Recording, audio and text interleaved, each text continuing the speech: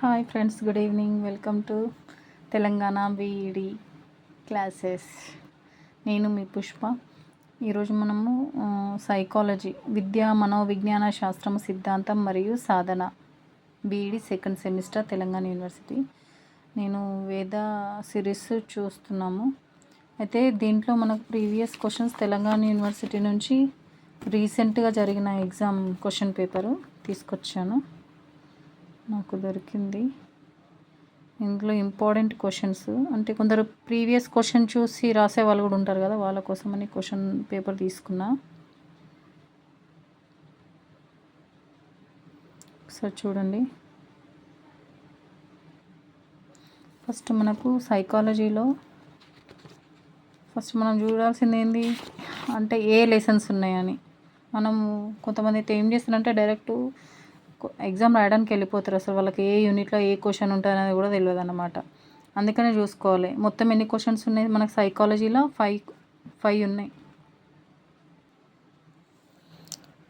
సైకాలజీలో మనకు 5 టాపిక్స్ ఉంటాయి. ఫస్ట్ విద్యా మనోవిజ్ఞాన శాస్త్రం సిద్ధాంతం మరియు సాధన.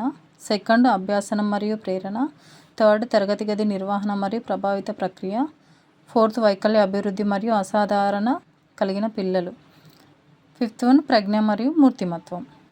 ఇవి 5 కూడా దీనికి సంబంధించింది. ఫస్ట్ మనము ప్రీవియస్ క్వశ్చన్ చూసినాం కదా, ఇందులో ఇంపార్టెంట్ క్వశ్చన్ ఫస్ట్ ఏమొచ్చింది, మనోవిజ్ఞాన శాస్త్రం, మనం విద్యా మనోవిజ్ఞాన శాస్త్రం గురించి ఉంది.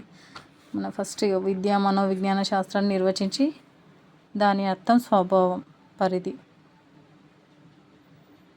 విద్యా మనోవిజ్ఞాన శాస్త్రం అంటే మనం ఇప్పుడు తెలుసుకుందాం. అంటే కొన్ని ఇంపార్టెంట్ క్వశ్చన్స్ తెలుసుకుందాం.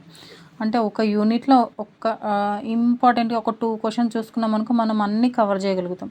ఎందుకంటే సేమ్ క్వశ్చన్ ఇట్లనే ఇయ్యాడనమాట. అక్కడ ఎట్లా ఇస్తారంటే, ఇప్పుడు విద్యా మనోవిజ్ఞాన శాస్త్రం, ఇది విద్యలో దాని ప్రభావం ఏంటిది, పిల్లలపైన దీని ప్రభావం ఎలా ఉంటుంది అని ఇట్లా అంటే జనరల్గా అడుగుతాడు క్వశ్చన్స్. మనము క్వశ్చన్ అర్థం చేసుకొని దానికి మనం ఈ క్వశ్చన్ చదువుకుని ఫస్ట్ మనం ఇంట్రడక్షన్, పరిచయం అనేది కరెక్ట్ రాయాలి.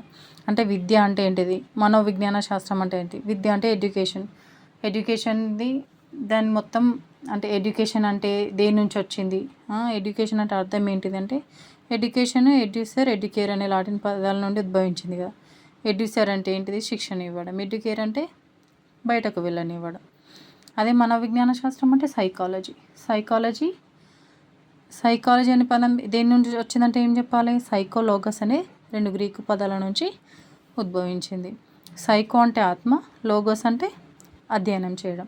ఇట్లా దాని గురించి మనం తెలుసుకొని ఫస్ట్ ఇంట్రడక్షన్ కరెక్ట్ రాసేసి, తర్వాత ఆయన దేని గురించి అడుగుతుండు అంటే అర్థం అడుగుతుండా, స్వభావం అడుగుతుండా, లక్షణాలు అడుగుతుండా, వీటన్నిటి గురించి తెలుసుకొని మనం ఆడ హెడ్డింగ్స్, మనం మెయిన్ దీంట్లో ఎక్కువ ఇంపార్టెంట్ ఇవ్వాల్సిందంటే మన హెడ్డింగ్స్ రాసి, ఆ హెడ్డింగ్స్ కరెక్ట్ పెట్టేసి దాని కింద మ్యాటర్ మీరు చదివింది అంటే, మీరు మరీ దీంట్లో చదివి బట్టి రాసేటంత ఏమి ఉండదు, అన్నీ జనరల్గా ఉంటాయి కాబట్టి మీరు ఫస్ట్ హెడ్డింగ్ కరెక్ట్ పెట్టేసి దాని కింద మ్యాటర్ రాస్తే నీట్గా చూడడానికి పేపర్ అనేది నీట్గా కనిపిస్తుంది అనుకో, వాళ్ళు టకా. ఎందుకంటే మనం ఒక్కళ్ళ పేపర్ ఏమి ఉండదు కదా, అక్కడ మొత్తం యూనివర్సిటీలో ఎన్నో మంది, వేల మంది రాస్తూ ఉంటారు ఎగ్జామ్. వాళ్ళందరి పేపర్లు వాళ్ళు పర్టికులర్గా చూడాలంటే చూడలేరు కదా.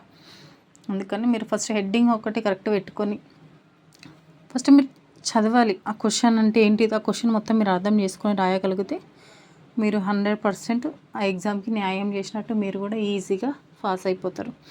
మళ్ళీ అందులో మనకు కొంచెం ఈ బీఈడి కోర్సులో మనకు కొంచెం టఫ్ అయిన సబ్జెక్ట్ ఏదంటే నాకు అడిగితే సైకాలజీ అనుకుంటాను నేను. ఈ సైకాలజీ కాబట్టి సైకాలజీ అంటే ఏముంటుంది, పిల్లలు అంటే వాళ్ళ ప్రవర్తన ఎట్లుంటుంది, వాళ్ళ ఎదుగుదల ఎట్లుంటుంది అనే దాని గురించి, మనం ఎట్లా ఆలోచిస్తాం అనే దాని గురించి ఉంటుంది అన్నమాట. కాబట్టి దీని గురించి మీరు మంచిగా చదువుకొని రాయండి. నెక్స్ట్ ఇంకొకటి ఇంపార్టెంట్ క్వశ్చన్, బోధనలో విద్యా మనోవిజ్ఞాన శాస్త్రం ఉపాధ్యాయులకు ఎలా సహాయపడుతుంది అంటే, బోధనలో మనకు ఉపాధ్యాయులు ఈ మనోవిజ్ఞాన శాస్త్రం వల్ల ఎట్లా అంటే పిల్లలకి ఎట్లా మనం బోధించగలుగుతాం, పిల్లల్ని ఎట్లా అర్థం చేసుకోవాలం అనేది ఈ విద్యా మనోవిజ్ఞాన శాస్త్రం నుంచే తెలుసుకొని విద్యార్థులు అదే ఉపాధ్యాయుడు ఎట్లా బోధిస్తాడు పిల్లలు అనే దాని గురించి క్వశ్చన్. కాబట్టి మీరు దాని గురించి చదువుకొని రాయాలి. మన ఫస్ట్ యూనిట్ సంబంధించిన ఒక 3 క్వశ్చన్స్ చూసినాం కదా. ఇప్పుడు మనం సెకండ్ యూనిట్ చూద్దాం. అభ్యాసనం మరియు ప్రేరణ. అభ్యాసనం మరియు ప్రేరణలో ఫస్ట్ క్వశ్చన్, అభ్యాసనంను నిర్వచించండి. అభ్యాసనం యొక్క స్వభావం మరియు లక్షణాలు. మనం ఏ క్వశ్చన్ ఏ టాపిక్లో ఫస్ట్ క్వశ్చన్ ఇదే అడుగుతాడు. అంటే దాని యొక్క నిర్వచనము లేదా పరిధి, స్వభావం, లక్షణాలు, ఇంకా మళ్ళీ దాని ప్రక్రియ అడుగుతూ ఉంటాడు. కాబట్టి ఫస్ట్ మనం దాని డెఫినేషన్. అభ్యాసనం అంటే ఏంటి? అభ్యాసనం అంటే ఒక అనుభవం. అంటే ఇప్పుడు అభ్యాసనం అంటే ఏంటిది? మనం ఒక టాపిక్ తీసుకొని దాని గురించి పిల్లలకు అర్థమయ్యేలా ఆ అభ్యాసనం గురించి మనము మన సహజ భాషలో ఎలా అయితే పిల్లలకు అర్థమయ్యేలా చెప్తామో దాని గురించి తెలిపేది అభ్యాసనం. అభ్యాసనంలో ఫస్ట్ అభ్యాసనం హెడ్డింగ్ పరిచయం రాసేసి తర్వాత నిర్వచనాలు రాయాలి. తర్వాత దాని యొక్క ఏమంటారు, స్వభావం అడిగితే స్వభావం, లక్షణాలు అడిగితే లక్షణాలు, పరిధి అడిగితే పరిధి. అది అక్కడ వాళ్ళు ఏదైతే పర్టికులర్గా అడుగుతున్నారో అది. మళ్ళీ ఇంకొకటి ఏంటంటే 10 మార్క్స్ క్వశ్చన్ మ్యాక్సిమం ఒక 4 to 5 పేజెస్ రాయాలి కన్ఫామ్గా. అయితేనే మీకు ఫుల్ మార్క్స్ పడతాయి. అంటే గుడ్డిగా మీరు పాస్ అవ్వాలనుకున్నా, మీకు వచ్చిన మ్యాటర్ ఏది రాయాలనుకున్నా 10 మార్క్స్ క్వశ్చన్స్ ఒక 4 పేజెస్, 4 మార్క్స్ క్వశ్చన్స్ 1 పేజ్. ఇంకా మీరు ఎక్కువ రాయగలుగుతామంటే 2 పేజెస్ కూడా రాసుకోవచ్చు. దీనివల్ల మీరు కనీసం ఒక 30 పేపర్స్ అన్న మీరు బుక్లెట్లో ఉండే ఒక 30 పేపర్స్ అన్న నింపగలిగితే మీరు ఈజీగా ఎగ్జామ్ గట్టెక్కిస్తారు. నెక్స్ట్ క్వశ్చన్, అభ్యాసంను ప్రభావితం చేసే కారకాల జాబితా. అంటే అభ్యాసనానికి ఏ కారకాలు, ఉదాహరణకు ఇంటి పరిసరాలు కానీ, పాఠశాల పరిసరాలు కానీ, మన సామాజిక అవసరాలు కానీ, ఇవి ఎట్లా ప్రేరణ కలిగిస్తాయి అభ్యాసనంకు అనే దాని గురించి మనం వివరించాలి. యాజ్ ఇట్ ఈజ్గా మనము ఇక్కడ ఇచ్చే క్వశ్చన్ అక్కడ ఇస్తారని ఏం లేదు. ఇక్కడ ఉన్న క్వశ్చన్ వాళ్ళు అక్కడ ఏదో అంటే నార్మల్గా అడిగేస్తారన్నమాట. ఇప్పుడు మన విద్యలో ఈ అభ్యాసం గురించి చెప్పండి, విద్య వల్ల విద్యార్థులు ఎట్లా ప్రభావితం అవుతారు, ఉపాధ్యాయులకు ఎట్లా ఉపయోగపడుతుంది అన్నట్లా జనరల్ అడుగుతారు. వాళ్ళు ఏది అడిగినా కానీ మీరు మాత్రం ఆన్సర్ ఇది మీరు చదివింది రాస్తే సరిపోతుంది. వాళ్ళు క్వశ్చన్ని మనకు కన్ఫ్యూజ్ చేస్తూ ఉంటారు అన్నమాట. నెక్స్ట్ ఇంకొక ఇంపార్టెంట్ క్వశ్చన్ సెకండ్ యూనిట్లో, యాదృచ్ఛిక అభ్యాసం మరియు ఉద్దేశపూర్వక అభ్యాసం అంటే ఏమిటి? యాదృచ్ఛిక అభ్యాసం అంటే అనుకోకుండా వివరించే తెలిపే అభ్యాసం గురించి యాదృచ్ఛిక అభ్యాసం అంట. అంటే ఉద్దేశపూర్వక అభ్యాసం అంటే ఇప్పుడు మామూలుగా మనం ఏదైనా ఒక లెసన్ చెప్పాలంటే ముందే ప్రిపేర్ అయ్యి చెప్తాం కదా, అట్లా. ఈ యాదృచ్ఛికం అంటే ఏంటంటే ఇప్పుడు మనకు కుటుంబంలో అమ్మ నాన్న వాళ్ళు ఇట్లా వాళ్ళు చెప్తారు కదా వాళ్ళ అనుభవాలు, అది అంటే యాదృచ్ఛికంగా జరిగే సంఘటనలను యాదృచ్ఛిక అభ్యాసం అంటారు. ఉద్దేశపూర్వకం అంటే మనం స్కూళ్ళల్లో కాలేజీలలో ఉపాధ్యాయులు మనకు బోధించే బోధన, మనం పిల్లలకు బోధించే బోధనను ఉద్దేశపూర్వక అభ్యాసం అంటారు. ఇది ఇంపార్టెంట్, ఇది కూడా చూసుకోండి ఒకసారి. ఇంకొక ఇంపార్టెంట్ క్వశ్చన్, సంజ్ఞానాత్మక అభ్యాసన సిద్ధాంతాలు అంటే ఏమిటి? ఈ సిద్ధాంతాల యొక్క విద్యాపరమైన చిక్కులు. సంజ్ఞానాత్మక అంటే మానవుని యొక్క మనస్సుకు సంబంధించిన దాని గురించి తెలిపేదానిని ఈ సిద్ధాంతం. ఇది వెరీ వెరీ ఇంపార్టెంట్, చదువుకోండి. మామూలుగా బార్డర్ మార్క్స్ మాకు చాలు అనుకున్న వాళ్ళు మన యూనిట్ ఫస్ట్లో ఉన్న క్వశ్చన్ చదువుకుంటే మీరు ఈజీగా పాస్ అయిపోగలుగుతారు. జనరల్ రాయాలనుకుంటే నాకు మంచి స్కోర్ రావాలంటే మాత్రం ఇవన్నీ చూసుకోవాలి, ఇంపార్టెంట్ క్వశ్చన్స్. నెక్స్ట్ సెకండ్ యూనిట్లో అభ్యాసనం అంటే ఏమిటి? ఈఎల్ థార్నడైక్ అండ్ యత్నదోష సిద్ధాంతంను వివరించండి. ఈయన అభ్యాసన భావనలు ఎలా వివరించారు, ఈయన యొక్క ఇంట్రడక్షన్ ఏంది, ఇదంతా కూడా మీరు రాయాల్సి ఉంటుంది. ఇది కూడా ఒక ఇంపార్టెంట్ క్వశ్చనే. నెక్స్ట్ క్వశ్చన్, థార్నడైక్ సిద్ధాంతం. నెక్స్ట్, కర్ట్ లెనిన్ యొక్క క్షేత్ర సిద్ధాంతం అభ్యాసనం వివరించండి.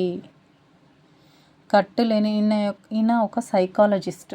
ఈయన విద్యా మనోవిజ్ఞాన శాస్త్రం మళ్ళీ మన అభ్యాసం గురించి ఏ విధంగా వివరించారనేది ఈయన వివరిస్తాడు. మొత్తం ఈయన గురించి అనేది ఇంట్రొడక్షన్ ఉంటుంది. ఇవన్నీ మీరు రాయాల్సి ఉంటుంది అన్నమాట. Next important question, Carl Roger యొక్క అనుభవపూర్వక అభ్యాసన సిద్ధాంతాన్ని వివరంగా వివరించండి.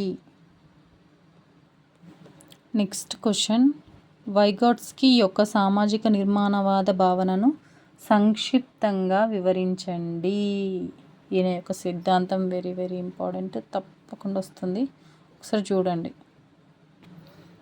నెక్స్ట్ క్వశ్చన్, స్మృతి అంటే ఏమిటి? ఇది కూడా చాలా very very important, easy question. స్మృతి అంటే గుర్తు, అంటే పాత విషయాలు, ఎప్పుడు జరిగిన విషయాలు కూడా మనం ఇప్పుడు అడిగితే లేచి టక్కున చెప్పేలాగా ఉండేదాన్ని స్మృతి అంటారు కదా, దానికి సంబంధించిన క్వశ్చన్. ఇది కూడా మనం ఒకసారి చూసుకుంటే నార్మల్గా రాయొచ్చు. నెక్స్ట్ క్వశ్చన్, సృజనాత్మకత యొక్క సిద్ధాంతాలు ఏమిటి? వివరంగా వివరించండి. సృజనాత్మకత గురించి ఇంట్రడక్షన్ రాసి దాని గురించి మళ్ళీ ఇంకా సిద్ధాంతాలు అంటే ఏంటి వాటి గురించి మనం రాయాల్సి ఉంటుంది. ప్రీవియస్ క్వశ్చన్ పేపర్లో కూడా వచ్చింది ఈ క్వశ్చన్ గురించి. ప్రేరణ అంటే ఏంటి? ప్రేరణ నిర్వచించండి, దానిలోని విభిన్న రకాల గురించి వివరించండి. ప్రేరణ అంటే ఇప్పుడు మనం ఒక విషయంపై విద్యార్థుల అవగాహన, ఒక పాఠ్యాంశం గురించి చెప్పినప్పుడు వాళ్ళు నేర్చుకోవాలనే ఆసక్తిని కలిగించడాన్ని ప్రేరణ అంటాం కదా, దాని గురించి కూడా మీరు రాయాల్సి ఉంటుంది. మనం ఇప్పటివరకు 2 యూనిట్స్ చూసినాం కదా, ఈ 2 యూనిట్స్ మీరు పర్ఫెక్ట్ నేర్చుకున్నా కానీ మీరు మ్యాక్సిమం అన్ని క్వశ్చన్స్కి అటెండ్ చేయగలుగుతారు. ఇంకా 3 యూనిట్స్ ఉన్నాయి, వాటిని గురించి మళ్ళీ తెలుసుకుందాం, ఎందుకంటే ఇప్పటికే వీడియో లాగ్ అయిపోయింది. Okay, thank you friends, bye.